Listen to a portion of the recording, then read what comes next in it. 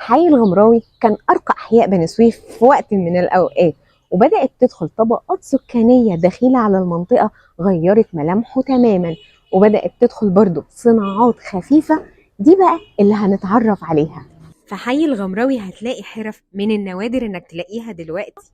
المكان اللي عم مسعود بيصلح فيه وبيعالج فيه الخيل والحصنة. قول لنا يا عم مسعود بقى الأول ازيك؟ والله الله يخليك يا ابو، الله يخليك ويخليكم كلكم وحق جنب ويسمع لك ويسمع الخير يا والصلاة. رب يا رب. عندي 75 سنة. عندك 75 سنة يا رب العمر كله. عم مسعود، هو انت بتعالج، انت حابب ان انت تعالج يعني خمس جيل في عيلتي في الصنعة دي، يعني الحصان عيان انا اللي اعرف علي عيال هيموت بكره واعرف هو هيموت بكره. يا سبحانك يا رب. يعني انت دلوقتي هاوي ولا انت لا لا، واخدها؟ 5 جيل في عيلتي صنعتي وصنع يعني جدود. دي مهنة متوارثة. وجيت رحت الجيش، رحت فيها برضه 5 سنين تاني في الحرب. ربنا يديك حضرت الصحة الحرب يا رب. وخلصت، ما رضيتش اتوظف عشان كانت شغلتي حلوه. كانت البشوات بقى عندها اللحصه وعندها وكل واحد باشا عنده، حتى القاضي بتاع المحكمه كان عنده الحصان. زمان عندي 75 سنه. ربنا يديك الصحة. جيت لما كبرت بقى خلاص، الحاجات طلعت بقى والتكاتك والحاجات دي، لا سنه راحت عليها بقى يعني انت تقصد ان خلاص يعني الحصانة ما بقتش منتشرة دلوقتي بسيط خالص. دلوقتي اللي عنده حاجه محدش عارف فيها حاجه خالص يقول له ده في واحد في الحته الفلانيه يجي. ربنا يديك الصحة يا رب. ده غير طبعا ورش النجار اللي هتلاقيها منتشرة هناك. هنا بقى مقام الشيخ محمد مرعي.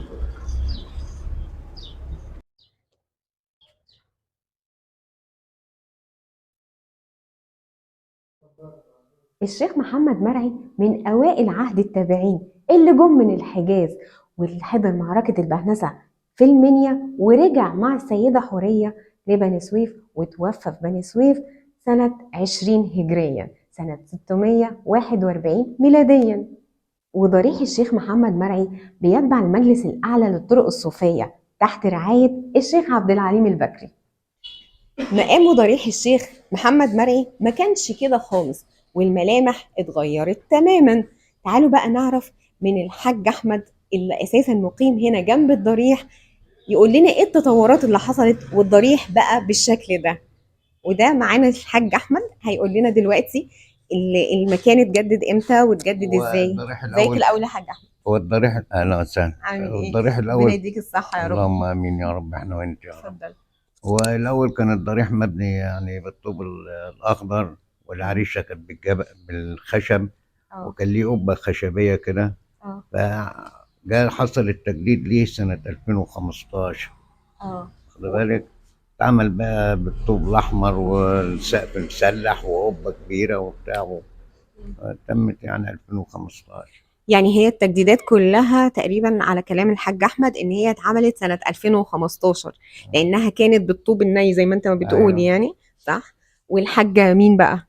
نادية. الحاجة نادية برضو زوجة الحاج احمد. أيوة. ربنا يديها الصحة. الله يخليك. محمد مرعي. محمد مرعي.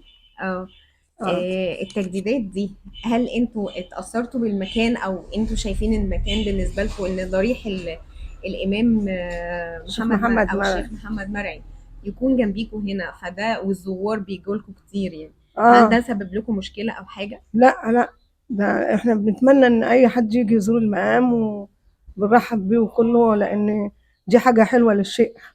والله يعني والله يعني حاجة مشرفة بالنسبة أيوة لكم طبعا يعني. ايوه طبعا، من زمن الزمن واحنا لسه صغيرين، وانا لسه صغيرة من قبل ما اتجوز، والناس بتيجي المقام وتزور ونرحب بيها، وكنا بنعمل له حضرات.